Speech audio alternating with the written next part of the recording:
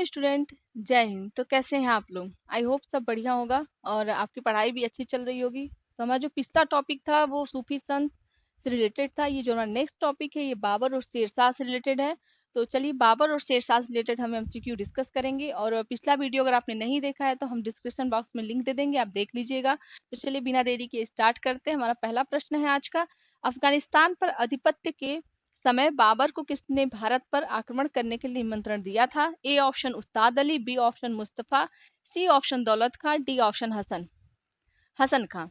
तो बाबर को अफगानिस्तान पर आधिपत्य के समय बाबर को भारत पर आक्रमण करने के जिसने निमंत्रण दिया था वो थे दौलत खान। सी ऑप्शन सही हो जाएगा। जो दौलत खान था वो पंजाब का सूबेदार था और इस समय जो दिल्ली के तख्त पे बैठा था वो इब्राहिम लोदी था। लोदी डायनेस्टी चल रही थी इस टाइम और इब्राहिम लोदी जो लोदी वंश का अंतिम शासक होता है वो शासक था और उसने दौलत खां को पंजाब का सूबेदार बनाया था। और दौलत खां जो है निमंत्रण भेजता है बाबर को भारत पर आक्रमण करने के लिए। तो चलिए हमारा सी ऑप्शन सही हो जाएगा। नेक्स्ट क्वेश्चन है, मध्यकालीन भारत के मुगल शासक वस्तुतः थे? ए ऑप्शन फारसी ईरानी, B option Afghan, C option Chagatai Turk, D option उपयुक्त में से कोई नहीं। तो मध्यकालीन जो भारत के मुगल शासक थे वो चगताई तुर्क थे। सी ऑप्शन सही हो जाएगा। नेक्स्ट क्वेश्चन है, इनमें से किसने बाबर को सरे पुल के युद्ध में पराजित किया था? A option Abdullah Khan Uzbek, B Khan Shaibani Khan, C option Ubaidullah Khan, D option Jani Beg. जो सरे पुल की लड़ाई हुई थी, सरे पुल का जो युद्ध हुआ था वो बाबर और सैबानी खां के बीच हुआ था। सैबानी खां जो था वो उज़्बेक था और इसी युद्ध में सैबानी खान ने तुलुगमा युद्ध नीति का प्रयोग किया था। तुलुगमा युद्ध नीति का प्रयोग किया था और बाबर को पराजित किया और बाबर को बाहर कर दिया था। तो सरे पुल का जो युद्ध हुआ था वो बाबर और सैबानी खां के बीच हुआ था। हमारा बी ऑप्शन सही हो जाएगा। और नेक्स्ट पॉइंट, इसके साथ एक पॉइंट याद रखिएगा, सरे पुल के युद्ध में ही सैबानी खान ने बाबर के खिलाफ तुलगमा युद्ध विधि का प्रयोग करता है जिसे बाबर पानीपत के युद्ध में फिर से अप्लाई करता है। भारत में पहली बार किसने यूज किया था? बाबर। बाबर वहीं से सीख के आता है और भारत में उसको यूज करता है पानीपत के युद्ध में। पानीपत का प्रथम युद्ध कब हुआ था? 1526 में हुआ था। और किसके किसके बीच हुआ था? बाबर और इब्राहिम लोदी के बीच हुआ था, जो कि लोदी वंश का अंतिम शासक था। चलिए नेक्स्ट क्वेश्चन पे चलते हैं। किस मुगल शासक ने भारत में ऑटोमन युद्ध पद्धति को अपनाया? A option Akbar, B option Shahjahan, C option Babur, D option उपयुक्त में से कोई नहीं। तो जो ऑटोपन युद्ध पद्धति को अपनाया था वो बाबर ने अपनाया था, क्योंकि बाबर ही ज्यादा समय तक उस क्षेत्र में रहा था। वो तुलगमा युद्ध पद्धति लेके आता, उज्बेकों से सीख के आता है, ऑटोमन से युद्ध करता है, वहां से उनकी युद्ध पद्धति सीखता है। तो बाबर ही ऑटोमन युद्ध पद्धति को भारत में अपनाया था। सी ऑप्शन हमारा सही हो जाएगा। वहीं तुलगमा विधि भी पूछे तो बाबर ही भारत में लेके आया था, ये भी याद रखिएगा। नेक्स्ट क्वेश्चन है, पानीपत का प्रथम युद्ध किसके मध्य हुआ था? ए ऑप्शन बाबर और राणा सांगा के बीच, बी ऑप्शन हेमू और मुगल के बीच, सी ऑप्शन हुमायूं और शेर खान के बीच, और डी ऑप्शन बाबर और इब्राहिम लोदी के बीच। तो बाबर और सांगा के बीच जो युद्ध हुआ था वो खानवा का युद्ध था। हेमू और मुगल के विरुद्ध जो हुआ था वो आप बताइएगा कौन सा युद्ध था? बहुत फेमस युद्ध है। हुमायूं और शेर खान के बीच तो कई युद्ध हुए हैं, जैसे चौसा का युद्ध हुआ था, कलिंजर का चौसा का युद्ध हुआ था, और कन्नौज विलग्राम का युद्ध हुआ था। हाँ, ये दोनों हुआ था हुमायूं और शेर खान के बीच। और जो पानीपत का प्रथम युद्ध जो हुआ था वो बाबर और इब्राहिम लोदी के बीच हुआ था। हमने ऊपर वीडियो में आपको बताया। तो डी ऑप्शन हमारा सही हो जाएगा। नेक्स्ट क्वेश्चन है, पानीपत के युद्ध में बाबर की जीत का मुख्य कारण क्या था? ए ऑप्शन उसकी घुड़सवार सेना, बी ऑप्शन उसकी सैन्य कुशलता, सी ऑप्शन तुलगमा प्रथा, डी ऑप्शन अफगानों की आपसी फूट। तो जो पानीपत के युद्ध में जो बाबर की जीत का मुख्य कारण जो माना जाएगा वो उसकी सैन्य कुशलता थी। उसने अपनी सेना को बहुत ही तरीके से और बहुत सारी टेक्निक्स का प्रयोग करके उसने यूज किया था। वहीं अपोजिट साइड में इब्राहिम लोदी बस युद्ध क्षेत्र में पहुंच गया था, उसने कोई खास विधि नहीं अप्लाई करी थी। तो इसमें बाबर की सैन्य नीति और सैन्य कुशलता ही मुख्य कारण होगा। बी ऑप्शन सही हो जाएगा। नेक्स्ट क्वेश्चन, निम्नलिखित में से किस युद्ध में एक पक्ष द्वारा प्रथम बार तोपों का उपयोग किया गया था? ए ऑप्शन पानीपत का प्रथम युद्ध, बी ऑप्शन खानवा का युद्ध, सी ऑप्शन प्लासी का युद्ध, डी ऑप्शन पानीपत का तीसरा युद्ध। तो जो तोपों का प्रयोग हुआ था वो पानीपत के प्रथम युद्ध में हुआ था, जो बाबर ने यूज किया था, तोपों का युद्ध युद्ध किया था। वहीं खानवा का युद्ध कब होता है? 1527 में। प्लासी का युद्ध कब होता है? ये आप लोग बताइएगा। पानीपत का तीसरा युद्ध कब होता है? 1761 में। चलिए नेक्स्ट क्वेश्चन पे चलते हैं। निम्न में से कौन सा युग्म सही सुमेलित नहीं है? पानीपत का प्रथम युद्ध, ए ऑप्शन पानीपत का प्रथम युद्ध 1526, बी ऑप्शन खानवा का युद्ध 1527, सी ऑप्शन घाघरा का युद्ध 1529, डी ऑप्शन चंदेरी का युद्ध 1530। जो पानीपत का प्रथम युद्ध हुआ था वो 1526 में हुआ था। खानवा का युद्ध जो कि राणा सांगा और बाबर के बीच होता है, वो भी 1527 में हुआ था। घाघरा का युद्ध भी 1529 में हुआ था। और चंदेरी का युद्ध 1530 में नहीं हुआ था, जबकि हुआ कब था? 1528 में हुआ था। ये याद रखिएगा, हमारा डी ऑप्शन हो जाएगा, जो कि सुमेलित नहीं है। नेक्स्ट क्वेश्चन है, निम्नलिखित पर विचार कीजिए। बाबर के भारत में आने के फलस्वरूप ए ऑप्शन उपमहाद्वीप में बारूद के उपयोग की शुरुआत हुई। सी सेकेंड ऑप्शन, इस क्षेत्र की स्थापत्य कला में मेहराब और गुंबद बनने की शुरुआत हुई। थर्ड ऑप्शन, इस क्षेत्र में तैमूरी राजवंश स्थापित हुआ। तो बारूद का युद्ध, जहां तक मुझे याद है कि ये पहले ही साउथ में दक्षिणी भारत के किसी युद्ध में प्रयोग किया गया था। सेकेंड ऑप्शन जो है स्थापत्य मेहराब और गुंबद, तो ये सल्तनत काल में स्टार्ट हो गया था। लेकिन तैमूरी राजवंश की जो स्थापना हुई थी वो बाबर के आने के फलस्वरूप होती है। तो हमारा थर्ड ऑप्शन बस सही है इसमें। देखते हैं, कूट में दिया हुआ है। ए ऑप्शन केवल 1 और 2, बी ऑप्शन केवल 3, सी ऑप्शन केवल 1 और 3, डी ऑप्शन 1 2 3। तो 1 2 सही नहीं है, केवल 3 सही है, तो हमारा बी ऑप्शन सही हो जाएगा। नेक्स्ट क्वेश्चन है, निम्नलिखित युद्धों में से किस एक में बाबर ने जिहाद की घोषणा की थी? ए ऑप्शन पानीपत का युद्ध, बी ऑप्शन खानवा का युद्ध, सी ऑप्शन चंदेरी का युद्ध और डी ऑप्शन उपयुक्त में से कोई नहीं।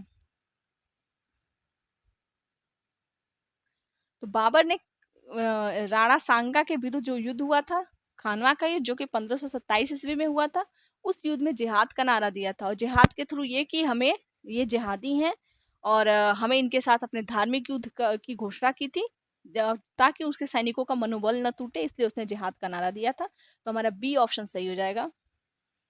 नेक्स्ट क्वेश्चन है, बाबर ने सर्वप्रथम पातशाह की उपाधि धारण की थी। ए ऑप्शन फरगना में, बी ऑप्शन काबुल में, सी ऑप्शन दिल्ली में और डी ऑप्शन समरकंद में। तो पातशाह की उपाधि जो बाबर ने धारण की थी वो काबुल में धारण की थी। हमारा बी ऑप्शन सही हो जाएगा। काबुल में जब काबुल को जब बाबर जीत लेता है, तो वहां पे जा करके वो पातशाह की उपाधि धारण करता है। बी ऑप्शन हमारा सही हो जाएगा। नेक्स्ट क्वेश्चन है, बाबर ने अपने बाबरनामा में किस हिंदू राज्य का उल्लेख किया है? A option Orissa, B option Gujarat, C option Mewar और डी ऑप्शन कश्मीर। तो बाबर ने अपने बाबरनामा में भारत के कुल 7 राज्यों का उल्लेख किया है, जिसमें कि 2 हिंदू राज्य हैं और 5 जो हैं वो मुस्लिम राजाओं का जिक्र करता है। हिंदू राज्यों में जो है मेवाड़ और विजयनगर, वो विजयनगर के शासक कृष्णदेव का समकालीन है और कृष्णदेव राय को वो भारत का सर्वाधिक प्रसिद्ध राजा कहता है, या शक्तिशाली राजा कहता है। कि बाबरनामा में बाबर ने कहा है कि कृष्णदेव राय जो है वो भारत का सर्वाधिक शक्तिशाली शासक है। तो विजयनगर और मेवाड़ का जिक्र करता है, 2 हिंदू राज्यों का जिक्र करता है। तो हमारा सी ऑप्शन सही हो जाएगा, मेवाड़। नेक्स्ट क्वेश्चन है, नीचे 2 कथन दिए गए, जिनमें से एक को कथन ए और दूसरे को कथन आर कहा गया है। कथन ए है, बाबर ने बाबरनामा तुर्की में लिखी है। कथन आर है, कारण आर है, तुर्की मुगल दरबार की राजभाषा थी। ए ऑप्शन, ए और आर दोनों सही है, ए की सही व्याख्या आर करता है। बी ऑप्शन, ए और आर दोनों सही है, ए की सही व्याख्या आर नहीं करता है। सी ऑप्शन, ए सही है आर गलत है। डी ऑप्शन, ए गलत है आर सही है। चलिए स्टेटमेंट चेक करते हैं। बाबर ने बाबरनामा तुर्की भाषा में लिखी, ये सही है। तुर्की मुगल दरबार की राजभाषा थी, ये गलत है, क्योंकि फारसी राजभाषा थी। याद रखिएगा इसको, कि जो फारसी है वो मुगलों की दरबारी राजभाषा थी। तो हमारा एक ऑप्शन सही हो जाएगा, दूसरा गलत रहेगा। इस तरीके से हमारा सी ऑप्शन सही होगा, ए सही है और आर गलत है। सी ऑप्शन सही हो गया। नेक्स्ट क्वेश्चन है, तुजू के बावरी किस भाषा में लिखी गई है? A option Farsi, B option Arabi, C option Turki, D option Urdu. तो तुजुक बाबरी या बाबरनामा तुर्की में लिखा गया, जो कि बाबर ने स्वयं लिखा था। बाबर की ऑटोबायोग्राफी है। सी ऑप्शन सही हो जाएगा। मुगल काल में ऐसे दो ही शासक हैं, बाबर और जहांगीर, जिन्होंने अपनी ऑटोबायोग्राफी लिखी है। जहांगीर ने भी लिखा है और बाबर ने बाबरनामा लिखा है। नेक्स्ट क्वेश्चन है, अयोध्या स्थित बाबरी मस्जिद का निर्माण किसने कराया था? A option Babur, B option Humayun, C option Nizamul Mulk, D option Mir बाकी। अयोध्या स्थित बाबरी मस्जिद का जो निर्माण कराया था वो मीर बाकी ने करवाया था। हमारा डी ऑप्शन सही हो जाएगा। नेक्स्ट क्वेश्चन, हुमायूं द्वारा लड़े गए 4 प्रसिद्ध युद्धों का तिथि अनुसार सही क्रम में अंकित कीजिए। युद्ध स्थल के नाम नीचे अंकित हैं। ए ऑप्शन फर्स्ट ऑप्शन है चौसा, देवरा, कन्नौज, सरहिंद। बी ऑप्शन देवरा, कन्नौज, चौसा, सरहिंद। सी ऑप्शन सरहिंद, देवरा, चौसा, कन्नौज। डी ऑप्शन देवरा, चौसा, कन्नौज, सरहिंद। चलिए हम युद्ध देखते हैं। जो देवरा का युद्ध हुआ है वो 1532 ईस्वी में हुआ है। वहीं चौसा का युद्ध देखा जाए तो 1539 में हुआ है। कन्नौज का युद्ध 1540 में हुआ है। और सरहिंद का जो युद्ध हुआ है वो 1555 में हुआ है। तो इस तरीके से पहले देवरा आएगा, फिर चौसा आएगा, फिर कन्नौज आएगा, फिर सरहिंद आएगा। इस तरीके से हमारा ऑप्शन डी सही है। देवरा का युद्ध जो हुआ था 1532 में हुआ था। हुमायूं ने लड़ा है। चौसा का युद्ध हुमायूं और शेरशाह के बीच हुआ था, ये 1539 में हुआ है। कन्नौज का युद्ध जो हुआ है वो भी शेरशाह और हुमायूं के बीच हुआ है। और इस कन्नौज के युद्ध में फाइनली शेरशाह हुमायूं को पराजित कर देता है और हुमायूं को भारत छोड़ के ईरान में शरण लेनी पड़ती है। तो कन्नौज का युद्ध 1540 में हुआ है। और सरहिंद का युद्ध जो कि बाबर ने शेरशाह सूरी की डेथ हो चुकी है तब तक 1555 में करता है और बाबर भारत की गद्दी हथियार लेता है। तो सरहिंद का युद्ध 1555 में हुआ है। हमारा डी ऑप्शन सही हो जाएगा। नेक्स्ट क्वेश्चन है, निम्नलिखित में से किन दो शासकों के मध्य 17 मई 1540 में कन्नौज के पास युद्ध हुआ था? ए ऑप्शन हुमायूं और सुल्तान मोहम्मद नुहानी, बी ऑप्शन शेरशाह और हुमायूं के बीच, सी ऑप्शन शेरशाह और मिर्जा कामरान के बीच, डी ऑप्शन मोहम्मद शाह और हुमायूं के बीच।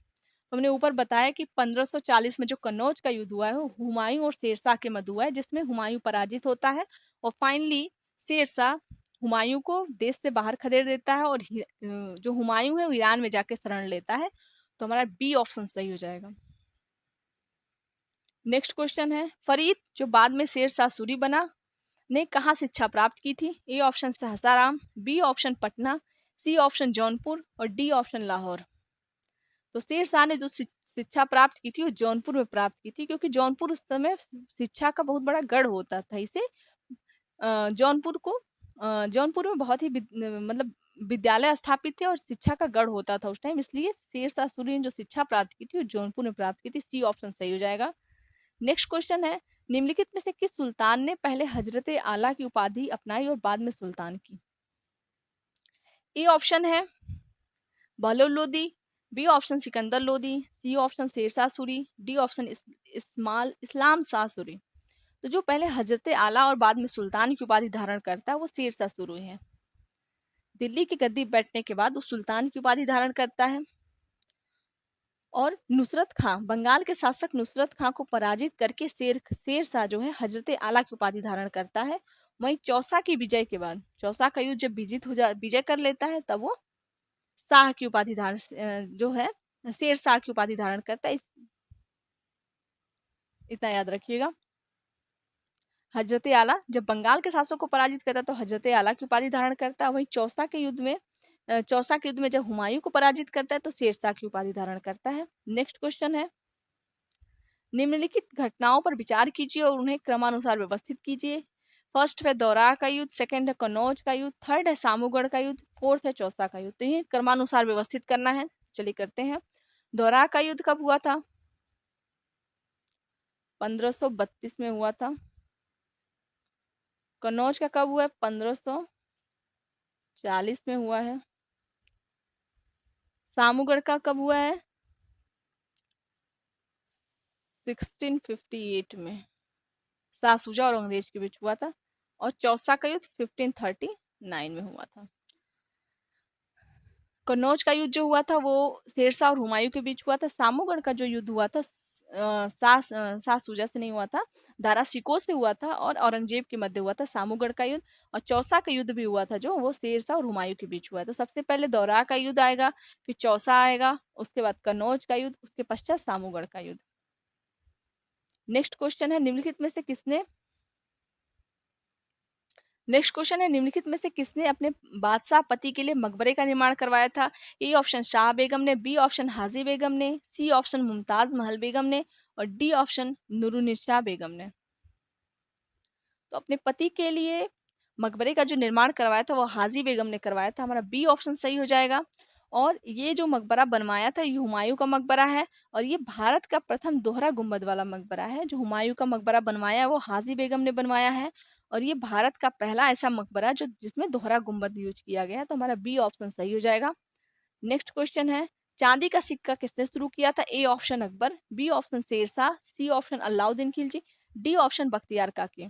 तो चांदी का सिक्का शुरू किया है वो है शेरशाह सूरी ने, जिसे रुपया कहा गया। और ये जब तक अकबर शासन करता तब तक ये चलता है। शेरशाह सूरी ने चांदी का सिक्का चलाया था। नेक्स्ट क्वेश्चन है शेरशाह सूरी की मृत्यु हुई थी? ए ऑप्शन आगरा में, बी ऑप्शन कलिंजर में, सी ऑप्शन रोहतास में, डी ऑप्शन सासाराम में। तो जो शेरशाह की मृत्यु हुई थी वो कलिंजर युद्ध अभियान के तहत एक गोला फटने की वजह से हुई थी, जिसमें वो बुरी तरह जल जाता है और वहीं डेथ हो जाती है। तो कलिंजर के युद्ध में शेरशाह सूरी की मृत्यु हुई थी। हमारा बी ऑप्शन सही हो जाएगा। नेक्स्ट क्वेश्चन है मात्र एक मुट्ठी बाजरे के चक्कर में मैंने अपना साम्राज्य खो दिया होता, इस कथन को आप किस मध्यकालीन शासक से संबंध करेंगे? A option Alauddin Khilji, B option Mohammad Tughlaq, C option Sher Shah Suri, D option Aurangzeb. तो जो ये कथन है ये शेरशाह सूरी का है। शेरशाह सूरी ने मारवाड़ के युद्ध में राजपूतों के शौर्य और पराक्रम से प्रभावित होकर ये कथन कहा था। तो हमारा सी ऑप्शन सही हो जाएगा, शेरशाह सूरी। नेक्स्ट क्वेश्चन है शेरशाह का मकबरा कहाँ है? A option Sasaram, B option Delhi, C option Kalinjar और डी ऑप्शन सोनारगांव। तो शेरशाह का मकबरा स्थित है वो सासाराम में अवस्थित है। जो सासाराम कहाँ पे है? ये बिहार में है, बिहार में है। चलिए इसी के साथ हम वीडियो को एंड करते हैं। बाकी आप लोग कमेंट बॉक्स में कमेंट करिएगा जो जितने भी आपके नंबर आते हैं। Thank you.